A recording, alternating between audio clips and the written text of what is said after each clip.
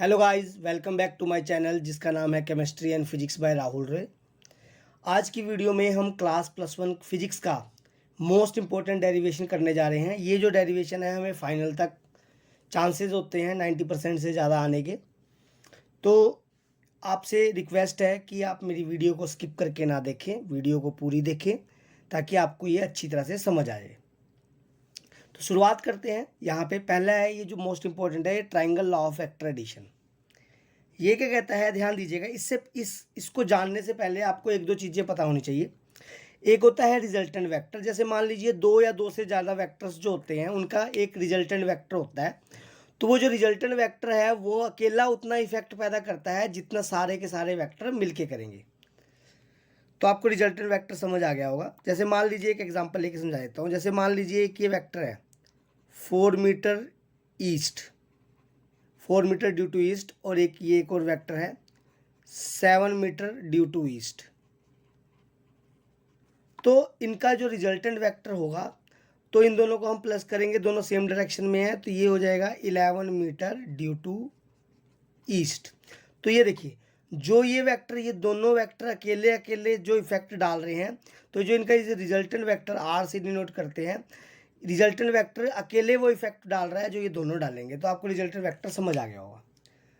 तो यहाँ पे शुरू करते हैं। स्टेटमेंट पहले समझते हैं। कहता है ट्राइंगल ऑफ वेक्टर एडिशन की, if two vectors both in magnitude and direction is behave as a या act as a adjacent side of a triangle taken in a same order, then its resultant is both in magnitude and direction is act as a third side of a triangle taken in opposite order. तो पहले इसका मैं आपको हिंदी में समझा देता हूँ। मतलब कहता है अगर कोई भी दो वेक्टर बोथ मैग्नीट्यूड और डायरेक्शन में एक्ट होंगे, किसकी तरीके से एक्ट या बिहेव करेंगे, ट्राइंगल की दो एडजेसेंट साइड की तरह। एडजेसेंट मतलब जैसे ये एक साइड है एक साइड है, इन एडजेसेंट साइड की तरह बिहेव करेंगे, तो जो इनका जो रिजल्टेंट वेक्टर होगा taken in the same order. अब सेम ऑर्डर का क्या मतलब होता है, ध्यान दीजिएगा। जैसे ये एक वेक्टर है, ये दूसरा वेक्टर है। अगर इस वेक्टर का हेड इस वेक्टर के टेल से मिलता है तो ये सेम ऑर्डर में होता है। और अपोजिट ऑर्डर में कब होता है, जब हेड से हेड मिल जाए दोनों वेक्टर का, या टेल से टेल मिल जाए दोनों वेक्टर की, तो ये अपोजिट ऑर्डर होता है।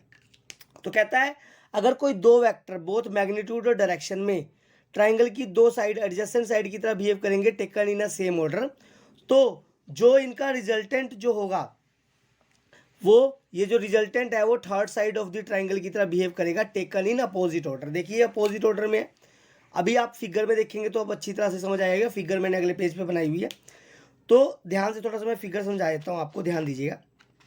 देखिए ये दो वेक्टर है, एक वेक्टर ए है और एक वेक्टर बी है। ये ट्राइंगल की एडजेसेंट साइड की तरह बिहेव कर रहा है, साथ साथ वाली साइड। ये सेम ऑर्डर में है। देखिए इसका हेड इसके टेल से मिल रहा है, तो ये टेकन इन सेम ऑर्डर। तो जो इनका रिजल्टेंट वेक्टर है ये आर है, वो थर्ड साइड की ट्राइंगल को पूरा कर रहा है, थर्ड साइड ऑफ दी उसकी तरह बिहेव कर रहा है, third side of the triangle की तरह बिहेव कर रहा है। लेकिन ये किस ऑर्डर में लिया गया है, अपोजिट ऑर्डर में लिया गया है। देखिए क्या हेड, यहाँ पे टेल से टेल मिल रहा है, यहाँ पे हेड से हेड मिल रहा है। तो सबसे पहले इसमें हमने निकालना क्या है, हमें आर की वैल्यू निकालनी है, रिजल्टेंट वेक्टर की वैल्यू निकालनी है। तो हमें गिवन क्या है पहले वो देख लेंगे। हम करेंगे क्वेश्चन डेरिवेशन को कैसे करेंगे, पहले हमें इसकी स्टेटमेंट लिखनी होगी पूरी। फिर गिवन में क्या होगा, we have two vectors A and B in both magnitude and direction act as a side of a adjacent side of a triangle taken in a same order, and r is a act as a resultant vector as shown in figure। तो यहाँ पे ध्यान दीजिएगा, आपने यहीं तक लिखना है। तो ये देखिए ये वेक्टर ए है और ये वेक्टर बी है। तो ये दो साइड की ट्राइंगल की दो साइड की तरह बिहेव कर रहे हैं, सेम ऑर्डर में लिए गए हैं। और ये जो रिजल्टेंट वेक्टर है यहाँ पे ट्राइंगल की थर्ड साइड की तरह बिहेव कर रहा है यहाँ पे। अब यहाँ पे आगे क्या करेंगे, हम कंस्ट्रक्शन करते हैं। ये जो अब इसे नाम दे देते हैं पी क्यू आर, इस ट्राइंगल को नाम दे दिया गया पी क्यू आर। अब इसमें क्या करते हैं, पी क्यू को प्रोड्यूस करते हैं एम तक, उसके बाद आर एम परपेंडिकुलर डालते हैं पी क्यू पे। जो कंस्ट्रक्शन होती है वो हमेशा डॉटेड लाइन से होती है, तो आप डॉटेड लाइन से दिखाइएगा। जैसे लिखा मैंने, produce P Q to M and draw R M perpendicular to P M. अब हमने फाइंड करना है।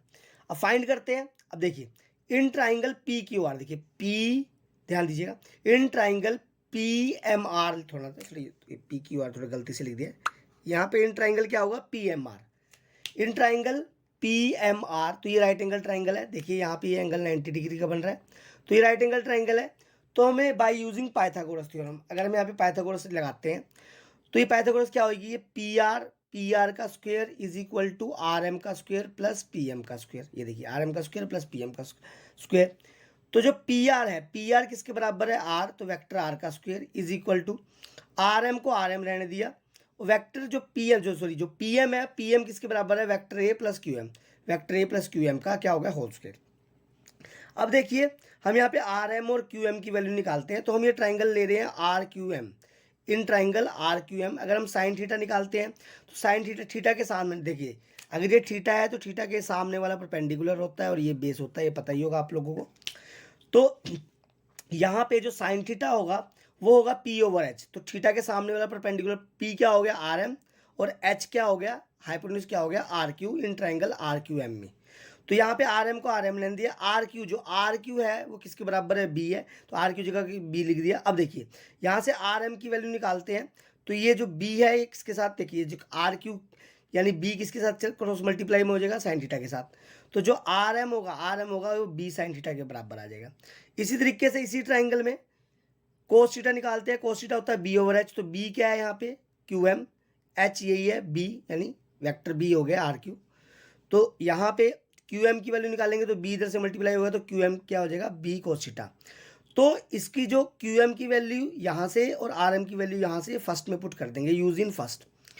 तो देखिए आर वेक्टर आर का स्क्वायर यहाँ पे हो गया, आर एम की जगह क्या आ गया, बी, यहाँ पे जो आर एम है उसकी जगह आ गया बी साइन थीटा, इसका स्क्वायर हो गया, प्लस ए की जगह ए आ गया, क्यू एम की जगह क्या आ गया, क्यू एम की जगह आ गया बी कोस थीटा, यहाँ पे लिख दिया, इसका स्क्वायर कर दिया। अब देखिए ये वेक्टर, ये ब्रैकेट है खोल दी, तो याद रखिए। अब देखिए वेक्टर आर का स्क्वायर का मतलब क्या होगा, vector R into vector R.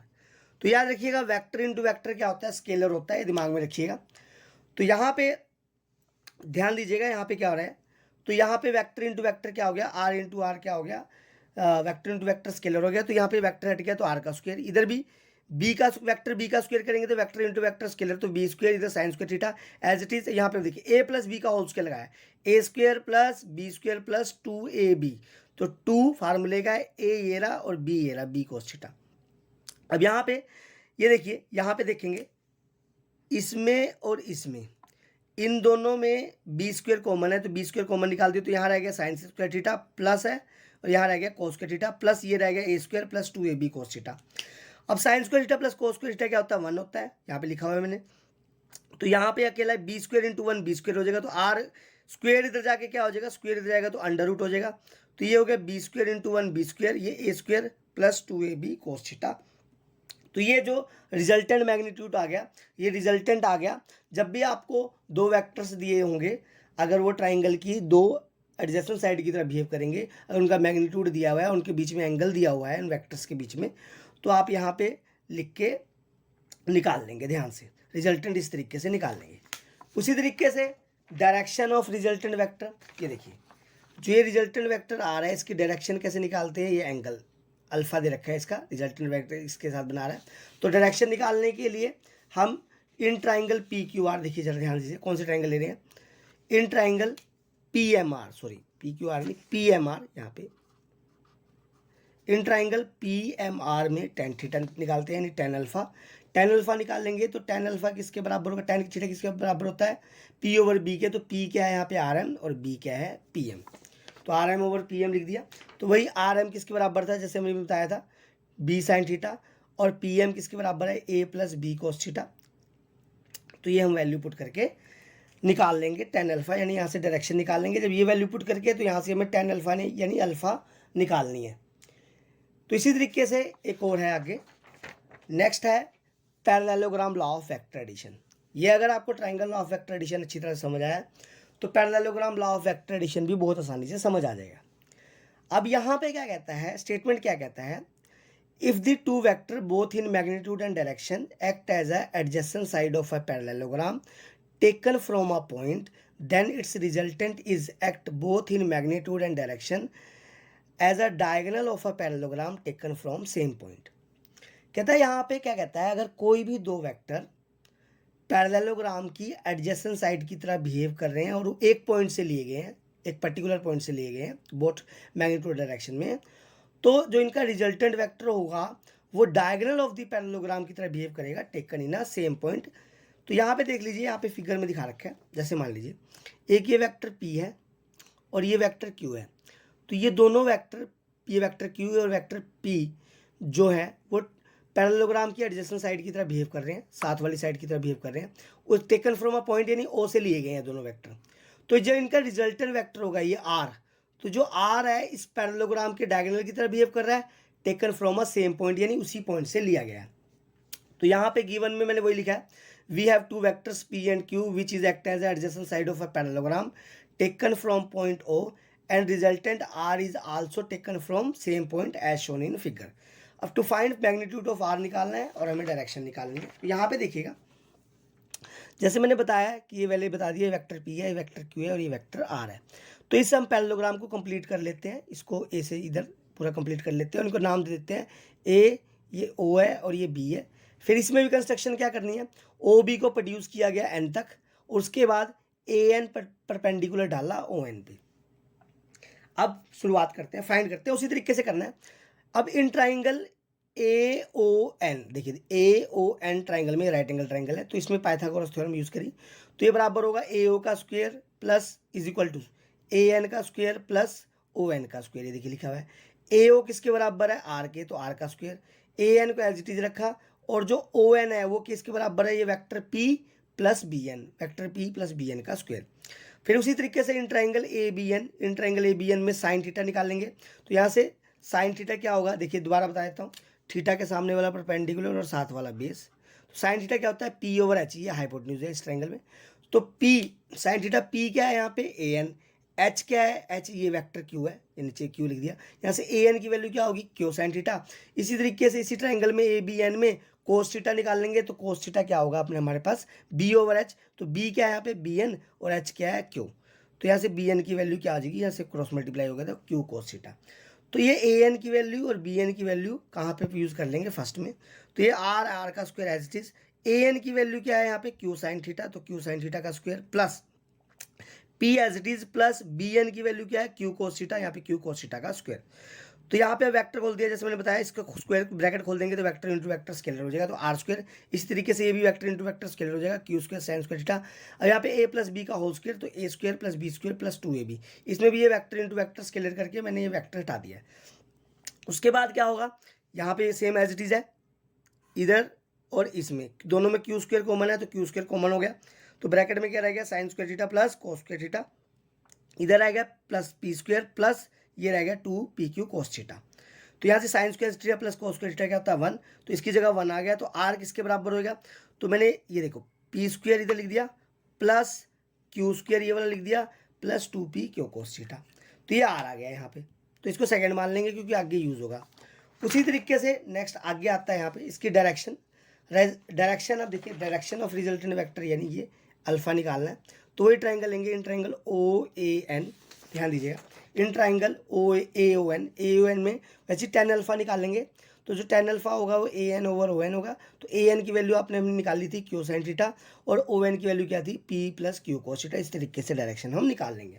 तो डायरेक्शन में हमें अल्फा निकालना होता है, तो ये जो भी वैल्यू आती है तो उसके बाद हमें अल्फा की वैल्यू निकालनी है। जैसे मान लीजिए इसकी वैल्यू आ गई 1/√3, तो जो tan अल्फा हो गया वो 1/√3 हो गया। तो यानी tan थीटा कितने पे 1/√3 आता है, तो 30 पे, तो अल्फा किसके बराबर हो गया 30 डिग्री के। इस तरीके से हम निकाल लेंगे। अब आता है इसमें स्पेशल केसेस हैं। स्पेशल केसेस में कहता है if theta is equal to 0 degree, अगर थीटा 0 डिग्री है तो मतलब दोनों वेक्टर्स के बीच में, ध्यान दीजिएगा थोड़ा समझा देता हूँ। ये देखिए ये थीटा कौन सी की बात कर रहा है, एक ही वेक्टर Q हो गया और ये वेक्टर P हो गया, तो ये वाला एंगल क्या है थीटा, तो ये थीटा है तो ऑटोमेटिकली ये भी थीटा होगा। पैरेललोग्राम की आपको प्रॉपर्टी पता ही होगी। तो ये वाला जो थीटा है, यानी थीटा क्या है, वेक्टर P और वेक्टर Q के बीच में एंगल। अब इसमें स्पेशल केसेस डाल रहे हैं, तो यहाँ पे क्या कह रहा है, अगर थीटा 0 डिग्री है तो यानी जो वेक्टर्स हैं एक दूसरे के पैरेलल हैं, यानी ऐसे हैं, क्योंकि पैरेलल वेक्टर के बीच में एंगल 0 होगा। तो इस केस में जो R होगा वो क्या होगा, P स्क्वायर प्लस, मतलब सेकंड से देखना है, मैग्नीट्यूड हमने क्या निकाला, मैग्नीट्यूड क्या है यहाँ पे ध्यान से देखेंगे सेकंड से, R क्या होगा P square plus Q square plus 2PQ cos theta, या सेकंड से, तो यहाँ पे P square plus Q square plus 2PQ कोस थीटा, यहाँ पे क्या थीटा की जगह 0 आ जाएगा, तो ये R हो जाएगा P square plus Q square plus 2PQ। क्योंकि कोस जीरो की वैल्यू क्या होती है 1, तो 1 इंटू समथिंग, ये समथिंग हो जाएगा। तो यहाँ पे A square plus B square plus 2ab बन रहा है, तो यानी a प्लस बी यानी p प्लस क्यू का होल स्क्वायर बन गया r। तो यहाँ पे क्या हो गया, स्क्वायर से रूट कट गया, तो r की वैल्यू क्या आ गई, p प्लस क्यू। तो यानी ध्यान से देंगे, जो रिजल्टेंट होगा दो वेक्टर का, तो r किसके बराबर होगा, मतलब दो वेक्टर अगर पैरेलल होंगे तो उनका रिजल्टेंट निकालने के लिए उन वेक्टर को सिंपली क्या करते हैं, प्लस करते हैं। तो अगर इसमें डायरेक्शन निकालते हो तो tan alpha is equal to formula बताया मैंने q sin थीटा, तो यहाँ पे थीटा क्या है 0 degree plus P Q cos theta क्या यहाँ पे 0 है। तो साइन 0 क्या होता है 0, 0 इंटू समथिंग 0, 0 अपॉन समथिंग क्या होगा 0। तो यहाँ अल्फा क्या होगा 0। तो यहाँ पे कोई डायरेक्शन नहीं होगी क्योंकि दोनों वेक्टर क्या आपस में पैरेलल है, इनके बीच में कोई भी एंगल नहीं बन रहा है, तो रिजल्टेंट वेक्टर की यहाँ पे कोई भी डायरेक्शन नहीं होगी।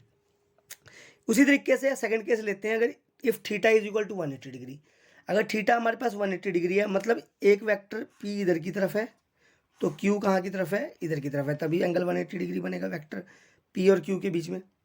ध्यान समझिएगा, तो एक वेक्टर इधर है, एक वेक्टर इधर है, तो थीटा क्या 180 डिग्री, तो यहाँ पे आर की वैल्यू क्या होगी P square plus Q square, उसी फर्स्ट फ्रॉम सेकंड से ही P square plus Q square plus 2p Q cos theta की जगह क्या जाएगा 180 डिग्री। तो आगे देखते हैं यहाँ पे, तो आर हो जाएगा P square plus Q square plus 2p Q cos 180 की वैल्यू होती है -1 ही लिखी हुई है, यहाँ पे -1 आ जाएगा। तो ये प्लस माइनस क्या हो जाएगा minus P square plus Q square minus 2p Q, तो A square plus B square minus 2ab यानी a माइनस बी का होल स्क्वायर हो जाएगा। तो यहाँ स्क्वायर से रूट काट देंगे, तो यहाँ पे r जो होगा वो p माइनस वेक्टर q के बराबर हो जाएगा, यहाँ पे r निकालने के लिए। इसी केस में डायरेक्शन निकालते हैं, वही डायरेक्शन होगी यहाँ पे tan अल्फा, तो जो tan अल्फा निकालने के लिए q sine 180 over p plus Q cos 180, तो साइन 180 होता है उसकी वैल्यू भी 0 होती है, तो 0 इंटू समथिंग, तो 0 अपॉन समथिंग 0, तो अल्फा यहाँ पे भी क्या आ गया 0। थर्ड केस और लास्ट केस करते हैं, स्पेशल केस ये, अगर थीटा 90 डिग्री है यानी दोनों वेक्टर एक दूसरे के परपेंडिकुलर है, ऐसे है, अगर ये वेक्टर p है और ये वेक्टर q है, एक दूसरे के बीच में एंगल क्या है 90 डिग्री, तो r क्या होगा P square plus Q square plus 2p कोस 90। तो यहाँ पे कोस 90 क्या होता है 0, 0 इंटू समथिंग ये 0 हो गया, तो r क्या बच गया under root P square plus Q square. ठीक है, तो इसी तरीके से डायरेक्शन क्या निकालेंगे tan अल्फा, तो ये q साइन 90 और p प्लस क्यू कोस 90, तो जो साइन 90 होता है 1 होता है, तो 1 इंटू क्यू हो गया, यहाँ पे p कोस 90 0 होता है, 0 इंटू समथिंग ये तो 0 हो गया, तो 0 प्लस p हो गया, तो यहाँ पे tan अल्फा क्या हो गया q ओवर p।